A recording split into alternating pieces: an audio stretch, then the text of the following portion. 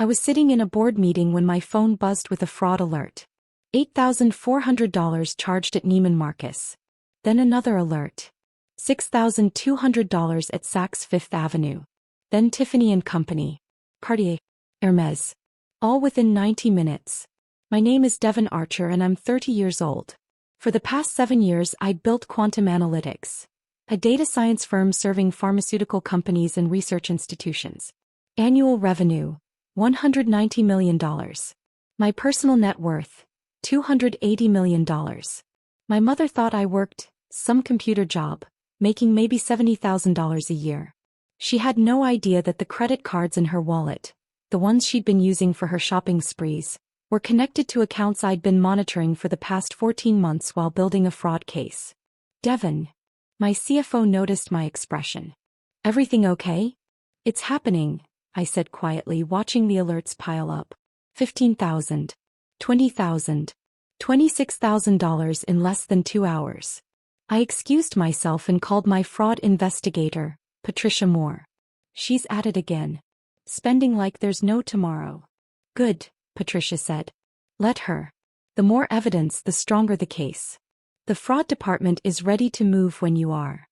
I discovered the credit card fraud 8 months ago during a routine audit.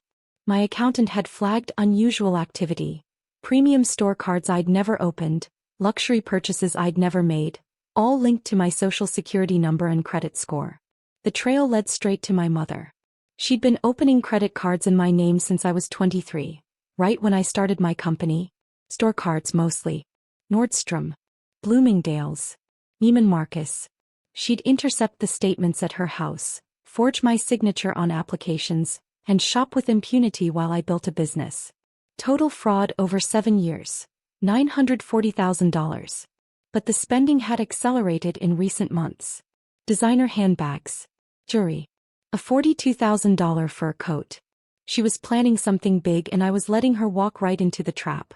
Your mom's hosting a party next weekend, Patricia reminded me. Her annual charity luncheon. All her society friends. That's when we serve the papers. Perfect timing. Mom's favorite event of the year, where she held court as a philanthropist and style icon, where she told everyone about her successful son who helped support her charitable lifestyle. Her charitable lifestyle funded entirely through fraud. I grew up watching my parents live beyond their means. Dad worked middle management at an insurance company. Mom didn't work at all, but she dressed like royalty and hosted elaborate parties. My younger sister Chelsea got everything. Private school, designer clothes, new cars. I got a lecture about being practical and living within my means. So I did. I worked 3 jobs through college. Started my company in a studio apartment. Lived on ramen while coding 16-hour days. When quantum analytics finally took off, I didn't tell my parents. I'd learned early that sharing success with them meant funding their lifestyle. But they found out anyway, or thought they did. When I bought a modest house at 25, Mom assumed I was doing okay and started asking for money. Small amounts at first. $500 for groceries. $1,000 for property taxes. Then larger requests. $5,000 for car repairs. $10,000 for home renovations. I said no. I'd worked too hard to become their ATM. That's when the credit cards started appearing. Cards I'd never applied for, charged to the limit with Mom's purchases. She'd gotten smart, mixing legitimate expenses with designer shopping, making it look almost reasonable if you didn't examine too closely. But I examined everything. That's what made me good at data analytics. She just hit Versace, Patricia updated me. $12,800 on a dress. Total today, $38,000 and climbing. Let her finish, I said coldly. I want this airtight. Saturday morning I drove to my parents' house. The annual charity luncheon was in full swing. 50 women in designer outfits, sipping champagne on the back patio. Mom circulated in a new Chanel suit I'd unwillingly purchased, laughing and accepting compliments. Devon. He air-kissed my cheek. Darling, I didn't expect you. Everyone, this is my son. He works in computers.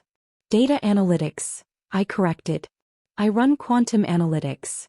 Right. He's doing so well. She patted my arm dismissively, already turning back to her guests. Now where was I? Oh yes, the fall fashion trends. I spotted Chelsea near the champagne fountain, wearing a Gucci dress and Louboutin heels. Both purchased according to my records on cards in my name. She worked part-time at a boutique making $15 an hour. Nice dress, I said. She smiled. Mom's treat. Early birthday gift. How generous of her. The doorbell rang. Mom frowned. Everyone was already here. She went to answer it and I followed. Patricia Moore stood on the doorstep with 4 other people. FBI agent Marcus Webb, bank fraud investigator Linda Chin, and 2 attorneys from the credit card company's fraud departments. Mom's smile froze. Can I help you? Mrs. Helen Archer? Patricia held up credentials. I'm Patricia Moore, forensic fraud investigator. This is FBI agent Webb, bank fraud investigator Chin, and representatives from American Express and Visa. We have a warrant to search the premises and seize property purchased through fraudulent credit accounts. The patio went silent. 50 champagne glasses stopped mid-sip. What? Mom's voice pitched high. This is absurd. Devon, tell them. I hired them, I said quietly. Let them in. Agent Webb stepped forward. Mrs. Archer, over the past 7 years, you've opened 23 credit card accounts in your son's name without authorization. You've charged $940,000 in fraudulent purchases. That's identity theft, credit fraud, and wire fraud, federal crimes. Mom's face went white. The guests whispered furiously, phones appearing to record. Linda Chin opened her briefcase, projecting documents onto the living room wall through a portable display. Credit card statements. Store receipts. Security footage of Mom at luxury boutiques, signing receipts in my name. May 2018, Linda narrated. First unauthorized card opened. Nordstrom. $15,000 limit. Maxed out within 6 weeks on clothing and accessories. She pulled up a photo. Mom in Nordstrom trying on a designer coat. July 2018. Neiman Marcus card. $25,000 limit. Used exclusively by Helen Archer for personal purchases. More photos. More receipts. 7 years of systematic fraud displayed for 50 witnesses. September 2023. Activity escalates dramatically. $140,000 charged in 3 months, including a $42,000 fur coat, $38,000 in jewelry, and luxury handbags totaling $52,000.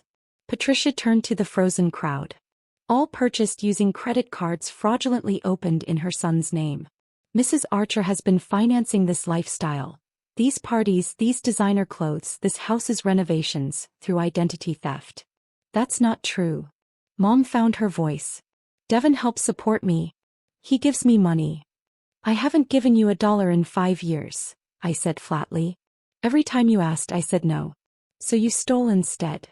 The American Express attorney stepped forward.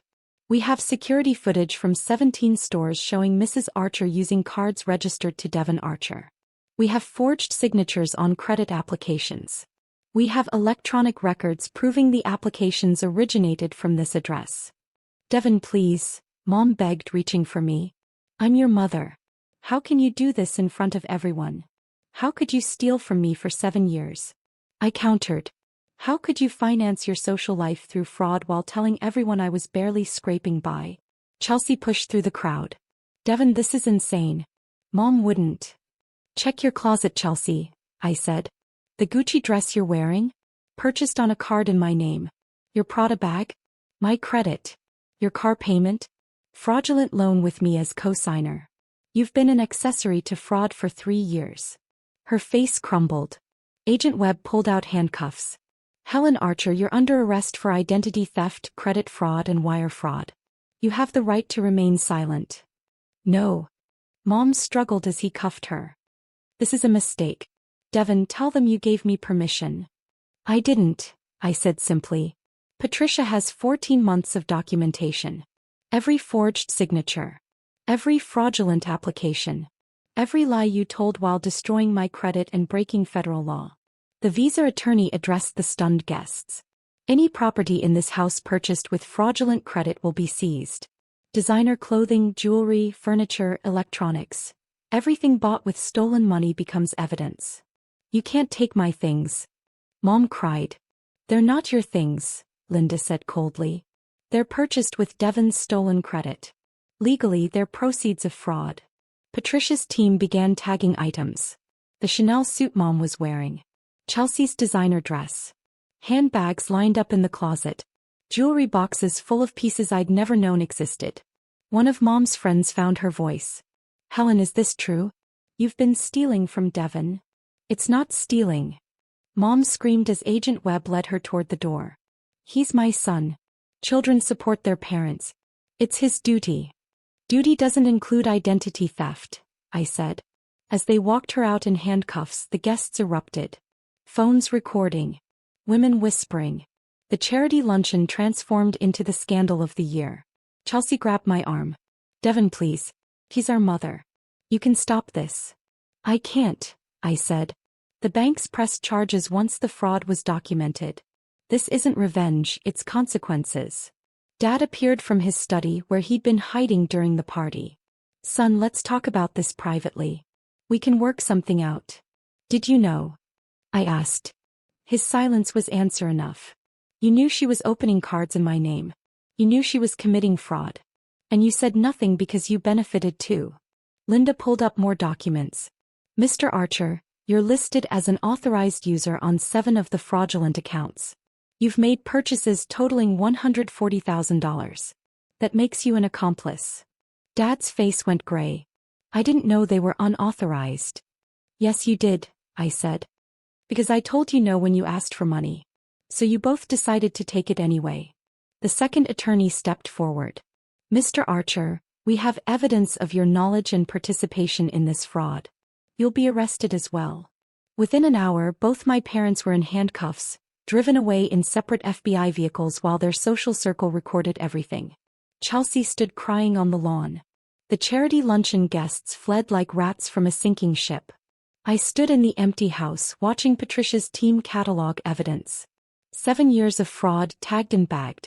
A lifestyle built on stolen credit, dismantled in a single afternoon. The credit card companies want full restitution, Patricia said. Plus legal fees, investigation costs and damages. Total, $1.4 million. They don't have it, I said. Then they'll liquidate everything. The house, cars, all the designer items we're seizing. Even then they'll be making monthly payments for decades. Plus prison time, your mother's looking at 15 years federal. Your father maybe 10. I felt nothing. No satisfaction. No vindication. Just exhaustion. The arraignment was Monday. My parents pleaded not guilty, hired expensive attorneys they couldn't afford, and tried to paint me as a vindictive son who'd set them up. But the evidence was overwhelming. Security footage. Forged documents. Electronic trails. Patricia had built a case so airtight their attorneys recommended a plea deal within a week. 5 years in federal prison for your mother, their lawyer said during negotiations. 3 years for your father. Full restitution. Permanent criminal records. Take it, I told Patricia. I don't want a trial. They accepted the plea. Within 30 days my parents were sentenced. The house was sold at auction. Proceeds went to restitution. Every designer item seized and sold. Their cars, furniture, jewelry, all liquidated. Mom's society friends vanished overnight. Chelsea stopped speaking to me, calling me cruel and heartless. The extended family took sides. I didn't care. I'd spent 7 years being stolen from while building a business that changed pharmaceutical research. I'd earned every dollar they'd taken and I was done apologizing for setting boundaries. 3 months later I received a letter from Mom. Written from federal prison. I'm sorry, it read. Not for getting caught, for doing it in the first place. Therapy here is making me face what I did. I was so obsessed with maintaining an image that I destroyed my relationship with my son. I don't expect forgiveness. I just wanted you to know I finally understand what I took from you. Not just money, trust, love, your future. I'm sorry. I kept the letter. Didn't respond. Maybe someday I would. But that day wasn't today. For now, I had a company to run, a foundation to launch for financial abuse survivors, and a life to live without the constant drain of people who saw my success as their personal piggy bank. The fraud alerts stopped. My credit was restored. And every morning I woke up knowing that every dollar I earned was mine. Finally, completely mine. 6 months after sentencing, the foundation launched. I called it Credit Restored, a nonprofit providing legal aid, financial counseling, and emergency funds for victims of family financial fraud. The first week, we received 400 applications. Stories that made mine look mild. A woman whose mother had stolen $2 million over 15 years. A man whose entire family had used his credit to buy houses he'd never seen. A college student who discovered her parents had destroyed her credit before she'd even turned 18. I thought it was just me, one applicant wrote. I thought I was being selfish for saying no. Your story showed me I was being stolen from. I funded her legal case. She won full restitution and her parents served time. Last I heard, she'd gone no contact and started therapy. The foundation grew.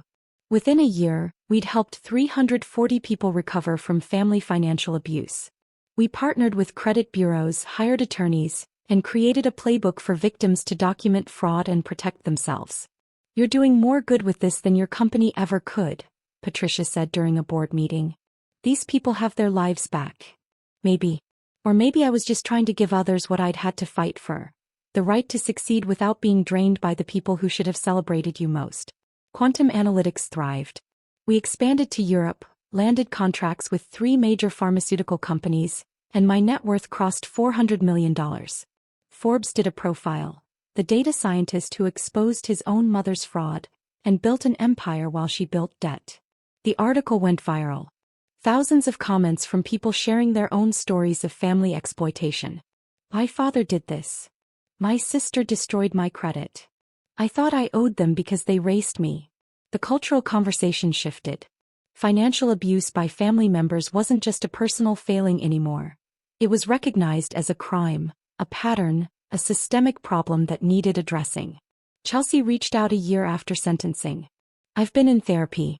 Learning about enabling, about being complicit even when I didn't know the full picture. I wore those clothes. I drove that car. I benefited from what Mom did to you.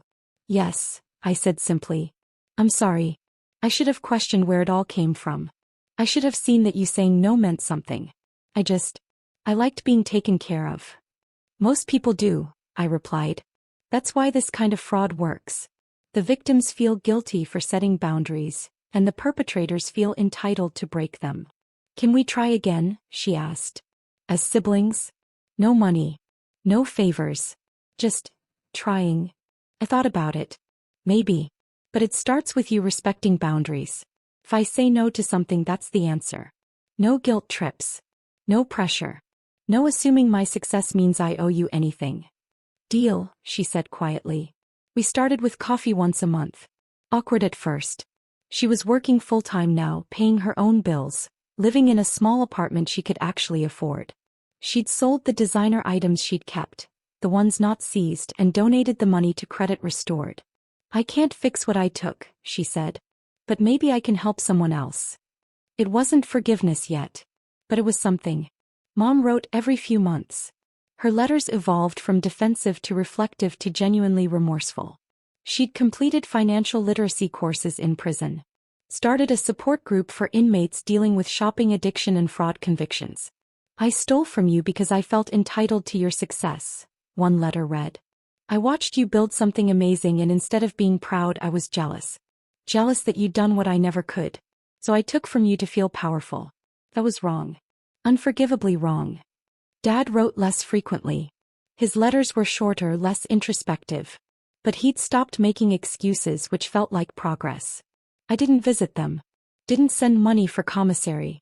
The no contact extended beyond legal requirements into personal choice. Maybe when they were released we'd try rebuilding. Maybe not. Either way, I'd learned the most important lesson. Family isn't defined by blood or obligation. It's defined by respect, honesty, and boundaries. And anyone who can't honor those things, parent, sibling, or stranger, doesn't deserve access to your life. 3 years after that charity luncheon, I stood in my company's new headquarters, watching 400 employees work on projects that would save lives through better pharmaceutical data analysis. My phone buzzed. Chelsea, proud of you, big brother. Really proud. I smiled. Some relationships could be rebuilt. Fully. Carefully. With boundaries enforced and respect earned. Others stayed broken. And that was okay. I'd learned to tell the difference.